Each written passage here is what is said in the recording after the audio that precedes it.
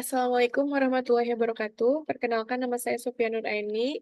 Kali ini saya akan menjelaskan atau sedikit memaparkan tentang materi di sesi 12, yaitu manajemen strategik dalam transformasi organisasi. Dalam dunia yang cepat berubah, organisasi harus bisa beradaptasi dan bertransformasi untuk tetap kompetitif. Jadi, organisasi itu harus bisa beradaptasi terhadap suatu perkembangan, eee, suatu perubahan gitu. Jadi harus bisa terus berubah gitu, suatu organisasi itu tuh. Jangan sampai monoton, kayak gitu-gitu aja gitu kalau misalkan si kestrukturan organisasi itu.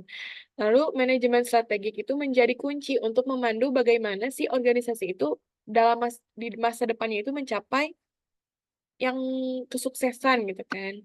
Dengan adanya transformasi organisasi ini, kita Eee, menjadikan untuk kesuksesan di masa depan.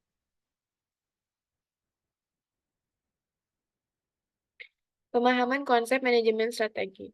Jadi dalam konsep manajemen strategik ini kita harus memiliki tujuan, analisis lingkungan, perencanaan strategis, dan mengimplementasikan lalu mengevaluasi atas strategi yang kita buat. Jadi dalam tujuan strategi kita itu harus menentukan arah organisasinya itu bagaimana, visi misinya itu seperti apa, harus jelas kan, serta mengidentifikasi tujuan jangka panjang. Jadi kalau misalkan kita melaksanakan strategi strategis ini gitu kan, kita tuh harus mengidentifikasi, kita tuh harus melihat kalau ini tuh tujuan bakal berjangka panjang gitu. Jangan memikirkan tujuan tuh untuk hari esok, tapi untuk bagaimana sih ke depannya gitu. Bukan, eee ya kayak gitu.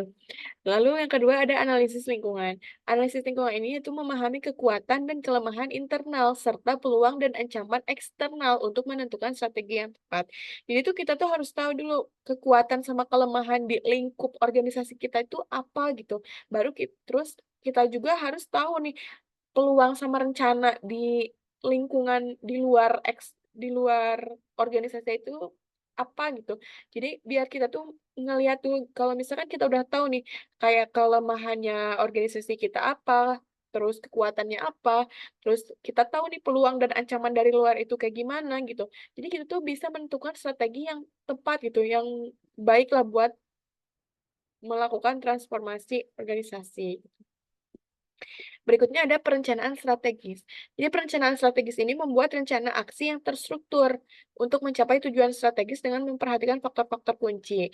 Faktor-faktor kunci di sini tuh kayak tadi, memahami memahami atas apa yang kita rasakan gitu, kayak di internalnya, mau di eksternalnya, gitu kan. Terus harus terstruktur, jangan kayak misalkan yang ini harusnya ditaruh di bawah nih, tapi kita malah naruh hal ini tuh di atas gitu, malah mengedepankan hal yang kurang penting, tetapi mengebelakangkan hal yang penting gitu kan. Jadi kita tuh harus, eee, buat rencana yang lebih terstruktur lagi. Lalu yang terakhir ada mengimplementasi dan mengevaluasi. Mengimplementasi dan mengevaluasi apa? Mengimplementasikan dan mengevaluasi strategi yang telah kita buat. Jadi kita tuh menerapkan nya itu secara efektif dan melakukan evaluasi secara berkala. Jadi setiap kita melihat strateginya nih, kita tuh harus mengevaluasi kira-kira kalau strategi seperti ini tuh bagus nggak ke depannya, gitu. Memastikan tepat dan efektifnya itu tadi. Studi kasus manajemen strategi dalam transformasi organisasi. Jadi, studi kasusnya itu kayak ada transformasi digital dan merger akuisisi. Transformasi digital tuh kayak gimana sih? Kayak perusahaan manufaktur tuh mengadopsi teknologi digital untuk meningkatkan efisiensi dan kualitas produk nih. Jadi si produknya itu nggak gitu-gitu aja, tapi ada perubahan karena adanya transformasi digital. Jadi kayak teknologi digitalnya tuh kenceng gitu, biar si kualitas produknya itu bagus, terus juga efisiensi atas untuk meningkatkan kualitasnya itu juga bagus. Lalu di sini ada merger dan akuisisi. Merger dan akuisisi, ya ini yaitu 2 perusahaan telekomunikasi bergabung untuk memperluas jangkauan dan layanan mereka, gitu kan. Jadi mereka tuh, bergabung dalam satu perusahaan biar jangkauan mereka itu luas. Contohnya kayak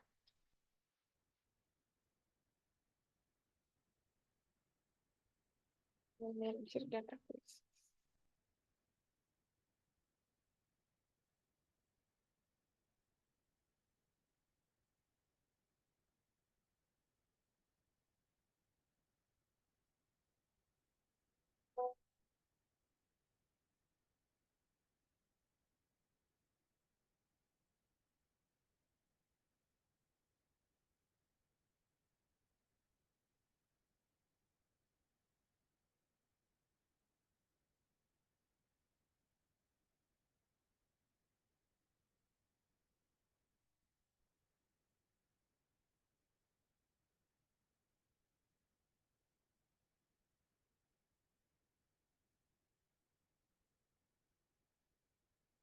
Nah, jadi merger dan akuisisi ini tuh contohnya kayak perusahaan, jadi kayak merger kan penggabungan gitu kan, digabungkan.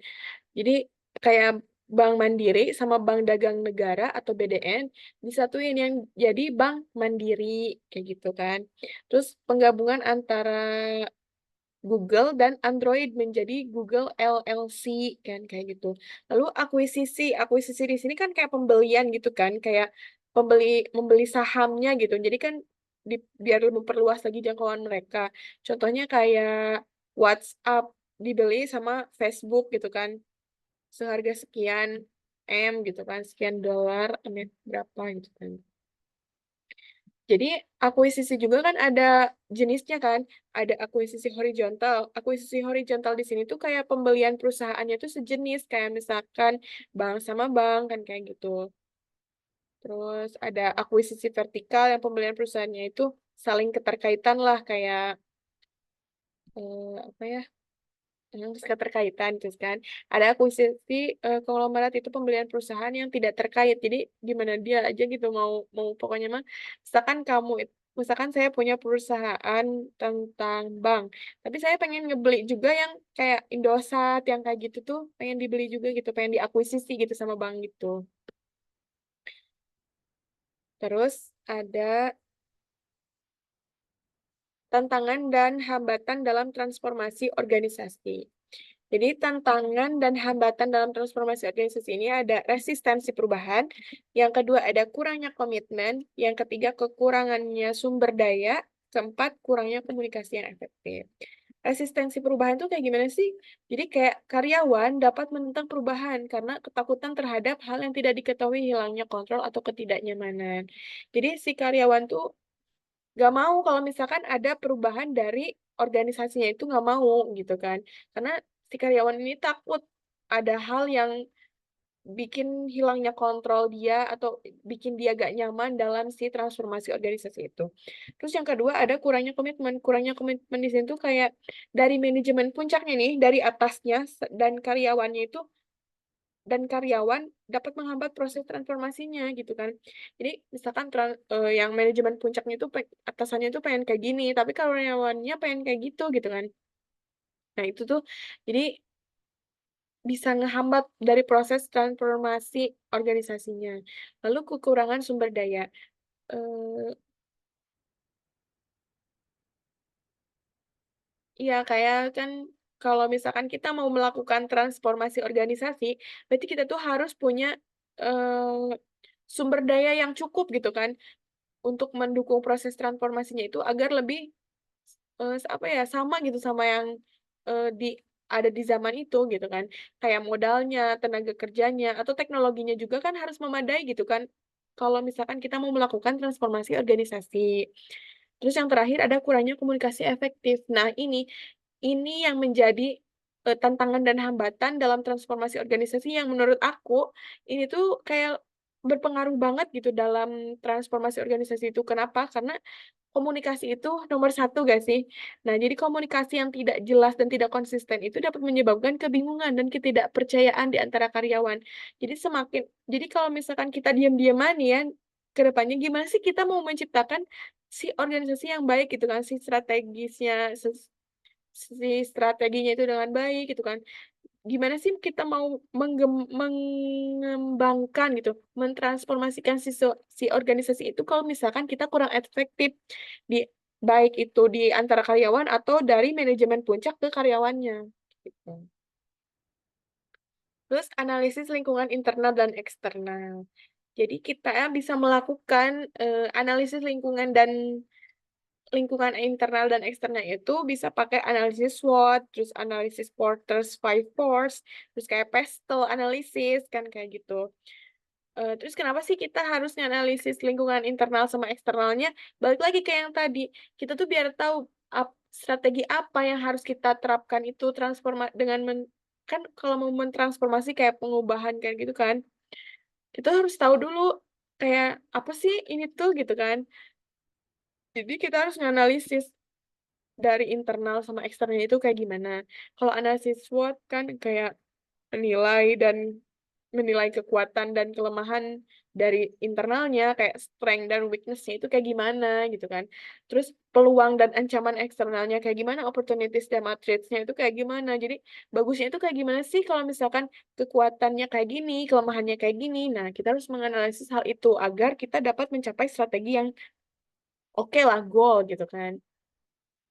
Terus selain ada analisis SWOT, ada juga analisis Porter's Five Force, atau memahami daya tawar pembeli dan pemasok, ancaman pendatang baru dan produk substitusi, serta persaingan antar perusahaan.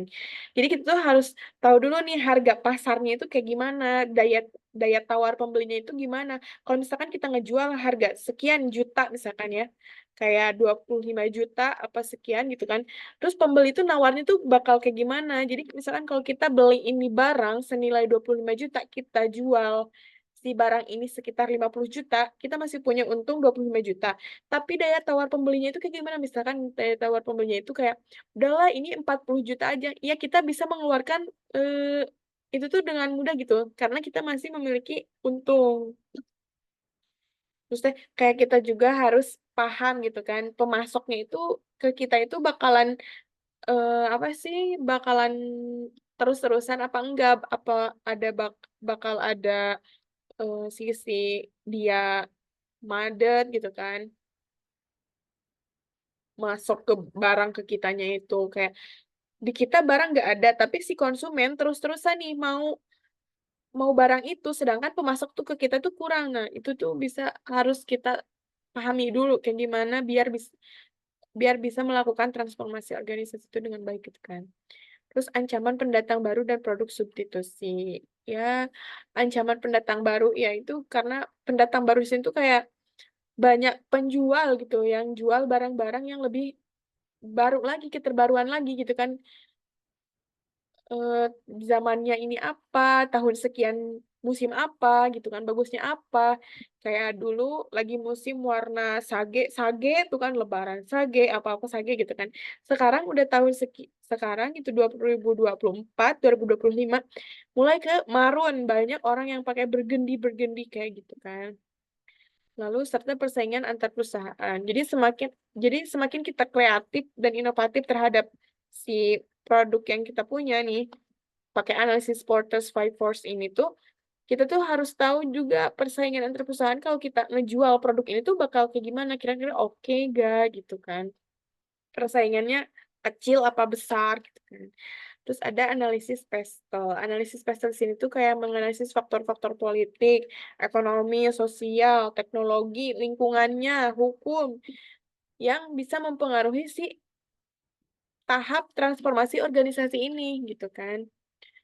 Kita harus lihat dulu nih politiknya kayak gimana, terus ekonominya si masyarakat itu kayak gimana, sosialnya pun kita harus tahu. Jadi kayak, ini cocok nih buat kalau musiman-musiman kayak gini gitu kan. Terus teknologi, apalagi teknologinya gitu kan, lingkungan dan hukum. Lalu ada pengembangan visi misi dan tujuan strategi. Visinya itu menggambarkan masa depan ideal organisasi yang ingin dicapai. Jadi kita tuh harus punya gambaran lah, sedikit gambaran buat gimana sih kita organisasi ke depannya itu kayak gimana, kan kita akan melakukan transformasi organisasi. Jadi kita terus tahu dulu gimana sih organisasi ke depannya itu kita harus punya gambaran bakal kayak gini kayak gini kayak gini. Jangan sampai kita tuh mau melakukan transformasi, tapi kita tuh nggak punya gambaran sama sekali ke depannya itu kayak gimana, gitu. Terus ada misi. Misi di sini cara organisasi mencapai visi dengan mengidentifikasi tujuan dan nilai-nilai inti. Lalu ada tujuan strategi. Tujuannya itu yang spesifik, terukur, terus dapat dapat dicapai, relevan, dan terikat waktu untuk mencapai visi. Jangan sampai kita punya tujuan yang itu nggak terukur, terus nggak bisa dicapai gitu kan. Kayak misalkan nih, eee kayak kita aja gitu kan, kalau misalkan kita punya tujuan, kita tuh harus logis gitu, kalau tujuan itu tuh bakal bisa dicapai, bukan kita punya tujuan tapi sia-sia aja kita punya tujuan doang gitu, tanpa kita memiliki, eee, apa sih, kayak, "Oh ini bisa dicapai nih," gitu. Jangan sampai kayak kita udah mikir ini nggak bisa dicapai, tapi kita tetap masukin hal itu tuh ke bagian dari tujuan kita. Lalu ada perumusan strategi kompetitif. Perumusan strategi kompetitif di sini, yang pertama ada strategi biaya rendah, strategi diferensiasi, strategi fokus, strategi integrasi vertikal, dan strategi diversifikasi. Yang pertama ada strategi biaya rendah, yaitu menawarkan produk atau jasa dengan harga yang lebih rendah dari pesaing. Jadi misal nih kita jual tas, tas ini tuh harganya tuh 10 juta. Dari pesaing menjual misalkan harga tas itu tuh sekitar 25 juta, lalu pesaing itu ngejual si tasnya itu sekitar 30 juta, 35 juta gitu kan. Sedangkan, di kita si tas itu hanya dijual sekitar 27 juta gitu kan. Nah, itu merupakan kayak strategi biaya rendah, jadi kita tuh menawarkan jasa atau produk yang tadi itu dengan harga yang lebih rendah dari pesaing. Jadi kayak misalkan yang penting si barangnya itu keluar banyak gitu, jadi nggak banyak yang barang numpuk di gudang, kayak banyak keluar yang penting walaupun dapat untung sedikit, tapi kan kita menarik pembeli gitu kan, walaupun untungnya dikit, tapi kan kalau banyak yang beli, banyak yang keluar juga produk, pasti terus-terusan update gitu kan terkait produknya. Terus yang kedua ada strategi diferensiasi. Strategi diferensiasi ini menawarkan produk atau jasa yang unik dan berbeda dari pesaing. Jadi misalkan kalau orang lain jualan pisang goreng, nih, pisang goreng, nah kita tuh bisa apa ya, ngeubah si pisang itu lebih kreatif, jadi kayak namanya juga bukan pisang goreng, tapi banana crisp bun misalkan gitu. Kenapa disebut crisp bun? Kayak pakai tepung roti kering, tepung roti basah, nah terus digoreng, nah jadi kayak crispy. Walaupun emang sama tipe-tipenya tetep itu tuh pisang goreng, tapi kita tuh karena mengolahnya itu dengan unik yang berbeda dari pesaing-pesaing yang lain, gitu kan. Terus ada strategi fokus. Strategi fokus ini tuh memfokuskan usaha pada segmen pasar tertentu. Lalu yang keempat ada strategi integrasi vertikal. Jadi mengendalikan seluruh proses produksi atau distribusi. Yang terakhir ada strategi diversifikasi. Itu memasuki bisnis baru yang tidak terkait dengan bisnis utama. Jadi misalkan tadi kan kita bisnis tas nih. Terus kita tuh mau menciptakan lagi bisnis, jadi biar banyak masukan ke kita, kita bisnis pisang goreng yang tadi loh, yang lebih kreatif, yaitu banana crisp bun yang tadi kan gitu. Berikutnya ada, mmm, implementasi strategi organisasi. Jadi pengimplementasian strategi organisasi ini ada kepada alokasi sumber daya, kepada struktur organisasi, sistem dan proses, lalu terakhir ada budaya organisasi. Jadi kita itu mengimplementasikan strategi organisasi kita itu bukan terhadap sumber dayanya aja, bukan terhadap kestrukturan yang ada di internalnya aja, tapi kita tuh mengimplementasikannya itu harus ke alokasi sumber dayanya, kayak mendistribusikan sumber daya yang tersedia secara efektif untuk mendukung pelaksanaan strategi. Lalu yang kedua ada struktur organisasinya, yaitu mendesain struktur organisasi yang sesuai gitu kan, dengan strategi yang mendukung efektivitas pelaksanaannya. Jangan sampai si struktur organisasinya itu nggak sesuai sama apa yang strategi yang kita udah buat gitu. untuk mendukung efektivitas pelaksanaan strateginya itu, kita tuh harus mendesain struktur organisasi itu kayak dengan sesuainya tuh dari ketua, wakil, kan, kayak gitu. Jangan sampai kayak acak-acakan. Nantinya, menjadi hambatan untuk melakukan dalam pelaksanaannya gitu kan. Lalu ada sistem dan proses, yaitu membangun sistem dan proses yang mendukung pelaksanaan strategi dan memastikan efisiensi operasional. Terakhir ada budaya organisasi. Jadi budaya organisasi itu membangun kayak budaya organisasi itu mendukung perubahan dan pelaksanaan strategi. Jadi kita tuh mengimplementasinya itu kayak membangun budaya organisasi nih biar bisa melakukan perubahan sama pelaksanaan strategi yang telah kita buat untuk transformasi organisasinya itu, gimana gitu. Terus di sini ada piramid kan kayak gini, pengelolaan perubahan dalam transformasi. Nah, kok ada yang pertama itu yang paling atas nih, ada komunikasi. Komunikasi. Komunikasi jadi segala apapun juga gitu kan, yang kuncinya itu nomor pertamanya itu adalah komunikasi. Jadi apa-apa tuh harus dikomunikasikan gitu.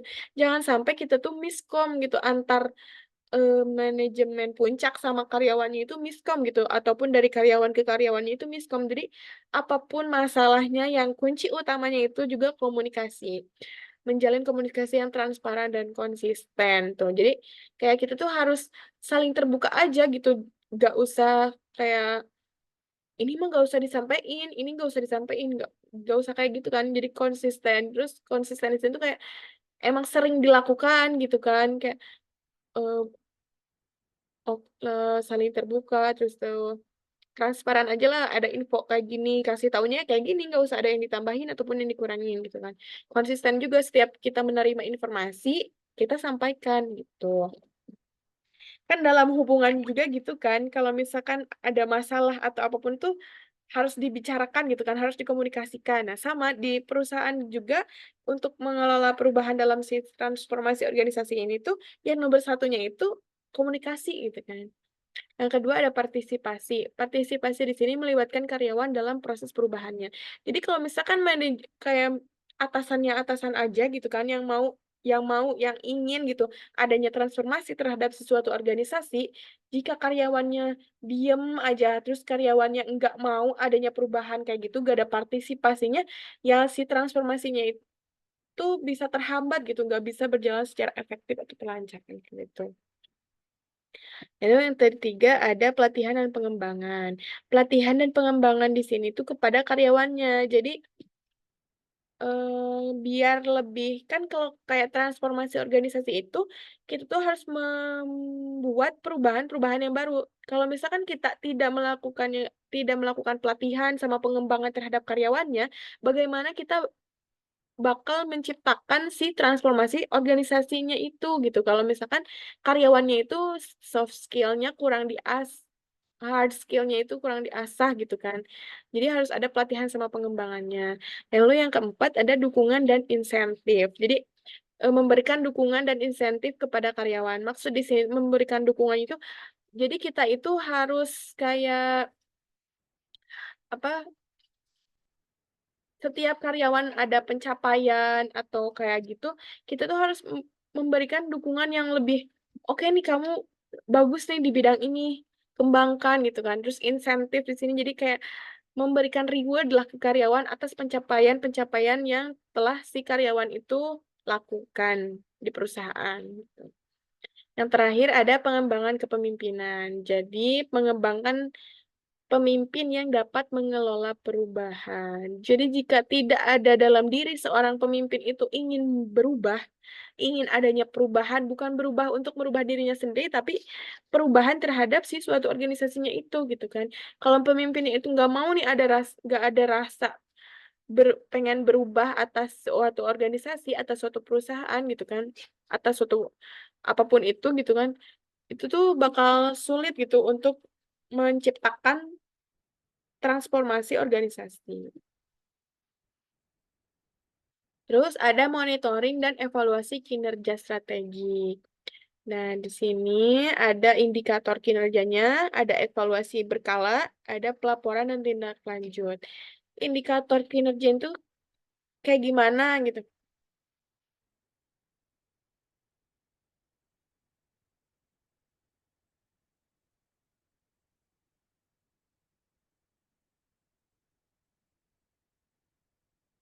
Indikator kinerjanya di sini tuh menentukan indikator yang relevan untuk mengukur kemajuan pelaksanaan strategi. Yang kedua ada evaluasi berkala, melakukan evaluasi kinerja strategi secara berkala untuk mengidentifikasi area yang perlu ditingkatkan. Yang ketiga ada pelaporan dan tindak lanjut. Jadi menerbitkan si laporan kinerja dan mengambil langkah-langkah yang diperlukan untuk mengatasi kekurangannya gitu kan. Jadi kita tuh harus melakukan evaluasi gitu, harus melaporkan apa sih yang kurang dari ini tuh, strategi yang ini tuh gitu, apa yang kurangnya gitu kan. Kalau kita nggak mel kalau kita nggak tahu nih, nggak ada laporan sama nggak ada tindak lanjut atas strategi-strateginya itu, untuk mengatasi kekurangan dari setiap strateginya, gimana kita bakal menciptakan perubahan gitu kan, kalau misalkan langkah-langkah yang menjadi kekurangannya itu, untuk mengatasi kekurangannya gitu kan, kita abaikan. Nah, di tahap akhir ini ada kesimpulan. Jadi, kesimpulan yang diambil dari tadi saya, eee, memaparkan sedikit gitu kan, manajemen strategik adalah proses yang berkelanjutan yang membutuhkan komitmen dan kepemimpinan yang kuat untuk mendorong transformasi organisasi. Dengan strategi yang tepat, organisasi dapat meraih sukses dan mencapai tujuan jangka panjangnya. Ya, sekian yang dapat saya sampaikan. Mohon maaf atas segala kesalahan. Billahi taufiq wal hidayah. Wassalamualaikum warahmatullahi wabarakatuh.